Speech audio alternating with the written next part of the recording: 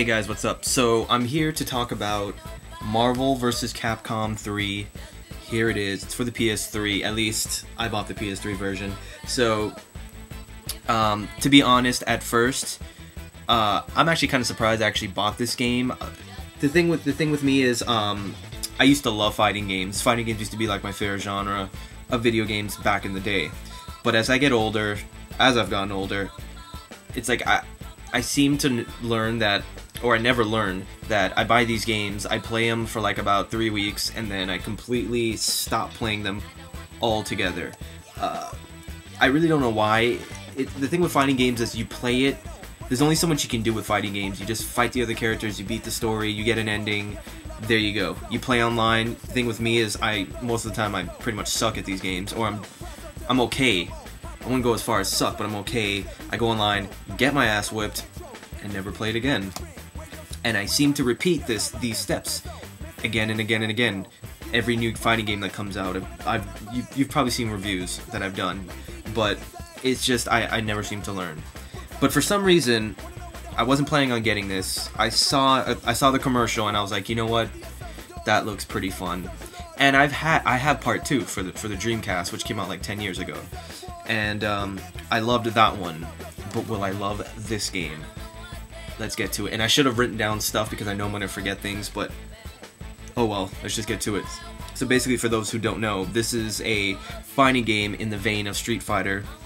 It's by Capcom, and it's basically Marvel, which is all the superheroes like Spider-Man, Wolverine, Captain America, Thor, Iron Man, Hulk, versus the world of Capcom, which features games like Street Fighter, Resident Evil, Darkstalkers, Mega Man, Onimusha, and so forth, and Devil May Cry. And they're basically two worlds are fighting against each other. And in this game, it's basically, instead of a one-on-one fighting match, it's basically 3-on-3. You pick 3 characters from any of the 2 worlds versus another 3 characters from any of the worlds. And there you have it. So let's get to the good things. First of all, the fighting mechanics is great. I mean, if you like Street Fighter, you will love this game. It's basically the same thing, except for they changed around the controls. There's like 3 buttons. There's like a light, medium, and hard attack, and then there's an X button, which when you press, it knocks him into the air, and you basically jump up in the air with the guy, and you do all these combos. It's easy enough to switch in the characters. And it's basically a fun fighting game, so that's good. Graphically, it's great as well. It's a little bit different. It's got kind of like a cel-shaded type of vibe to it. Not fully, but it kind of looks like in the vein of Street Fighter, the newest Street Fighter 4. It's very similar to that, and I think it looks really good. The backgrounds look pretty good for the most parts, and the characters and the voices and everything is great. Now here's some of the gripes, and this. They may not seem big. Let me put the game up here just in case. Actually, some of them are kind of big to me, the gripes. First of all is the number of characters and the characters themselves. The last game had 56 characters. This one only has 36. Now I'm thinking to myself, in most games, 36 is a lot. But in a game where it's Marvel versus Capcom, you want more than 36. I'm more pissed on... No, I'm actually pretty pissed on both sides. For Marvel, for the most part, I do like a lot of them. You know, they're the essentials. They're there, like Captain America, Hulk, Iron Man, Spider-Man, Wolverine. I guess you can... Magneto, Thor. The essentials. But then they put some people, and I scratch my head, and I'm like, really? Dormammu? I don't even know who he is. It's like this guy with like... He's like a fire head. Kind of looks like Ghost Rider, but it's not. But not... I don't know who he is. I don't know why he's in the game. He's this big, goofy, dumb guy. I don't like him. At first, I hated Super Skrull, but he's pretty badass, so I'm not going to say anything. She-Hulk. Why do you need She-Hulk when Hulk is in the game? It makes no sense. MODOK. It's like this big guy with a big head, and he sits on this floating chair. It's so stupid. I don't know why he's in the game. Sentinel. Oh no, let me skip Sentinel. Taskmaster. I don't know who he is. He looks like Captain America, but it's stupid. I don't like him. And then there is some good ones, like Deadpool's pretty cool, Phoenix is cool, I love X-23, Storm, pretty cool, Phoenix. And then on the Capcom side is far worse than the Marvel side, in my opinion.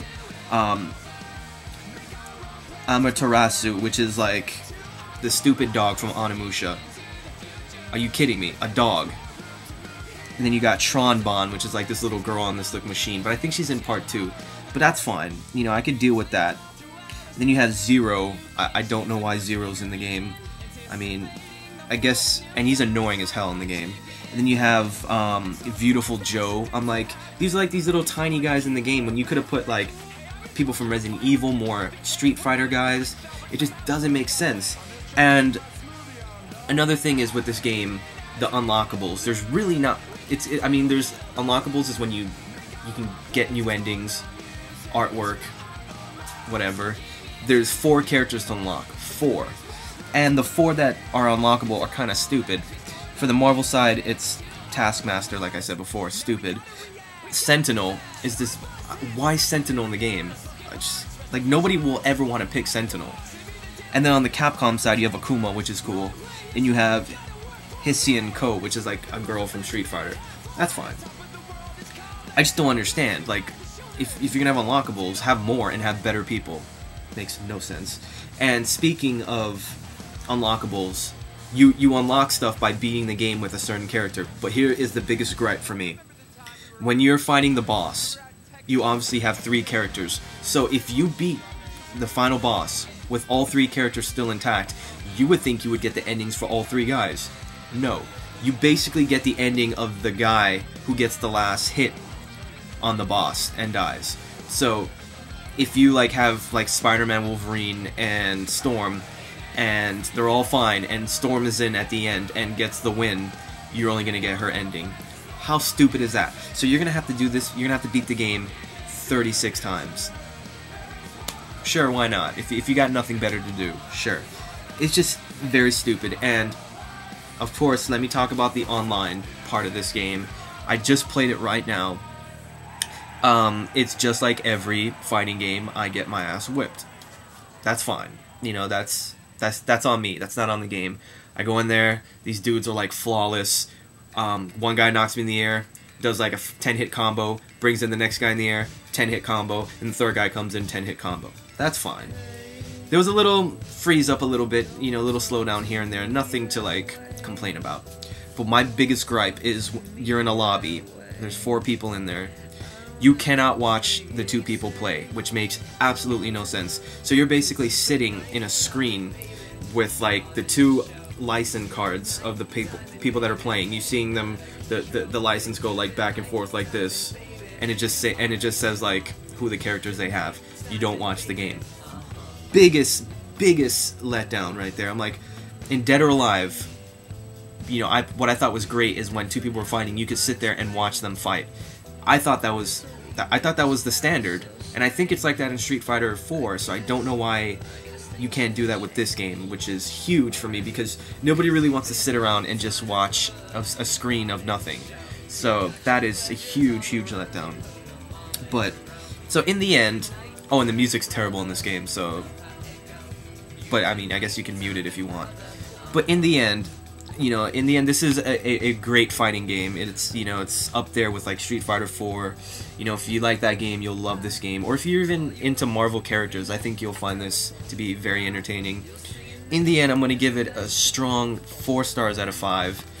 Some of the gripes that I mentioned is just too much for me to give it a 5 or a 4.5. But if you're a fighting game fan, you will eat this up. So check it out if you're into fighting games or Marvel characters. So thanks guys for watching.